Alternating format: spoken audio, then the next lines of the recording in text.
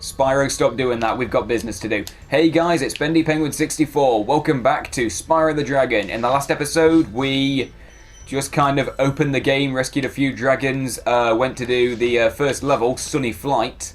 Yeah, I could have done another one, but I felt like doing the Speedway first because it's the most conveniently located. Like, it is right next to where you start.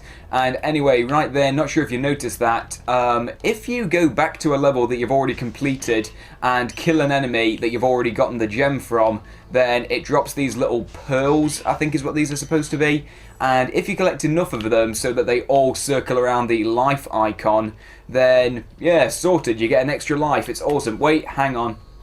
Actually, tell you what, while I'm in the neighbourhood, since I've done what this guy asked me to do, I'm going to just step on his ground marking or whatever. You have an option to replay Dragon. Something pretty cool actually. When you first speak to him, as we did last time, he does a cutscene where he says, "You're not ready, mate, go and complete a level." But if you replay it, he says something different. Cool, Flash, do that again. The artisan's boss is through a portal in the Dragon Mouth, but you are not yet ready. Wait a minute, what? Hang on. Okay. I thought you were able to... Hang on. What? Are you joking? Sunny Flight didn't count. Sunny Flight didn't count. Oh, and P.S. there's a series staple. If you kill a sheep, like a non-lethal enemy, then you get a butterfly, which you can feed to Sparx, and he gains a bit of extra health. Although now that I think about it, none of the enemies in this level are lethal, actually. Yeah, these guys all just run away and the burglar guy doesn't do out. Huh. You know what? I never noticed that before.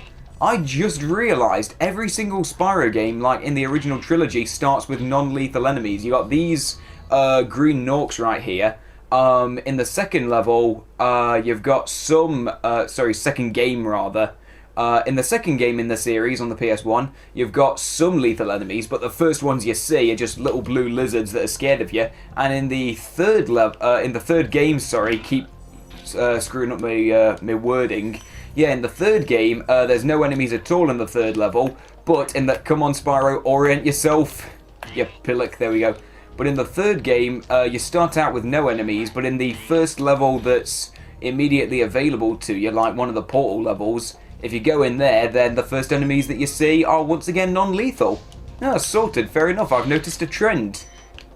Illuminati confirmed, ladies and gentlemen. Right, okay, here we go. Now, I believe that this is our first introduction to Norks with armour. So yeah, sometimes you see enemies that are wearing like armour, or they're walking around with shields.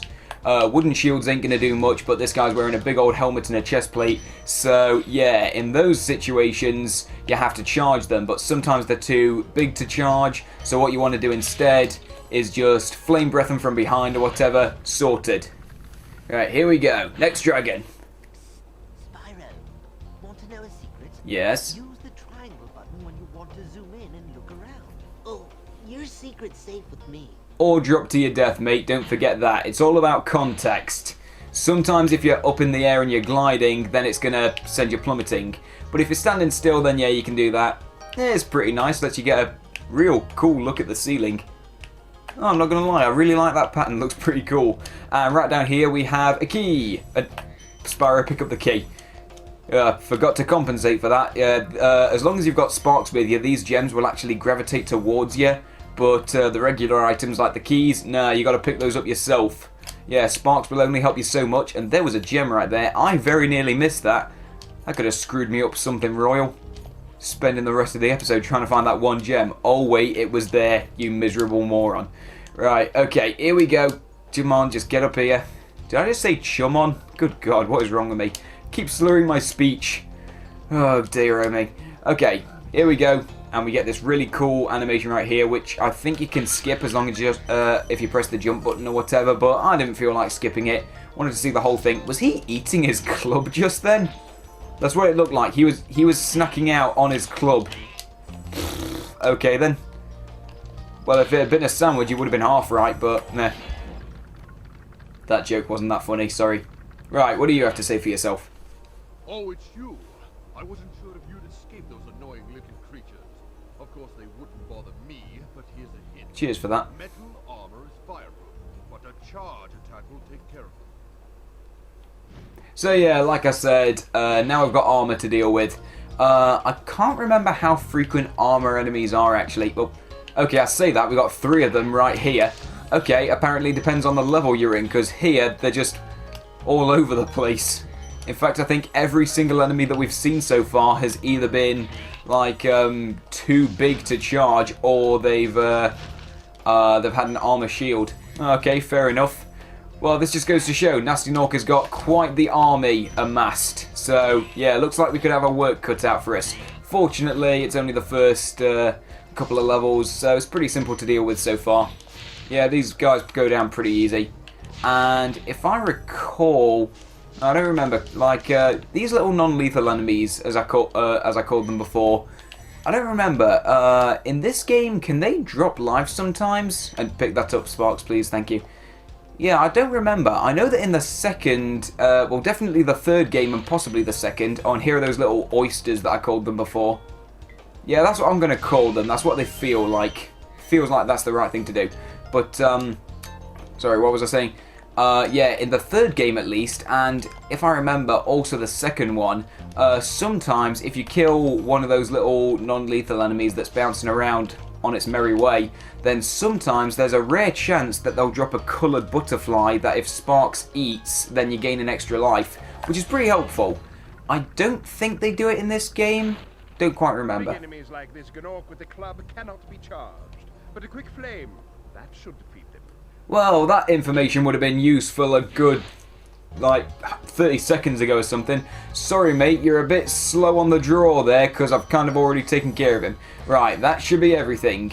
Yep, there we go. And before I leave, actually, let me just... Yep, there we go. We are on track so far. All the gems in the first 3 levels, and we've got 7 out of 7 dragons. And if I recall, based on the load screen that we saw in the, the load menu that we saw in the first episode, if I recall, there's 80 dragons in the whole game, so, okay, we're almost at 10% already. We're making solid progress. More pearls for the road, and, yeah, tell you what, now that we've done that proper level, yeah, because apparently Sunny Flight's not good enough for this guy. Yes, cheers for that. Right, now let's see if you have anything different to say. Cool Flash, do that again. The artisan's boss is through a portal behind me. You can challenge him now, if you feel you are ready. Oh, you know what? That wasn't completely worth it, was it? Well, at least Spyro's happy he got to see that cool Flash plenty of times. Right, here we go. Now we get to face the boss of this world, confronting Toasty. Yeah, that's right. Each world is going to have a boss in it. And if I recall, most of them are pretty simple, although they all look quite cool. Especially one that we're going to see in the 4th world, and definitely the last boss. He's actually pretty challenging, if I recall. Yeah, I had a lot of trouble with the final boss when I was a kid, but yeah, that won't be for a little while. Yeah, the way that this goes, we want to be very careful around these dogs, because if you attack them, if I recall, you can only use Flame Breath on them, so yeah, remember that. Then they turn black for a split second. Well, actually, no, they stay black. Well, I say that. Okay, now we're wandering into dodgy territory. No, it's okay. I mean, they get covered in smoke or whatever. Like, oh well, the fur gets burned is what I'm trying to say. Good God, that was terrible wording on my part. Right, okay, so yeah, if you flame breath the dogs, then they don't completely die. The fur gets burnt, and then they get really upset. But also, if you walk up to them too close, yep, there you go.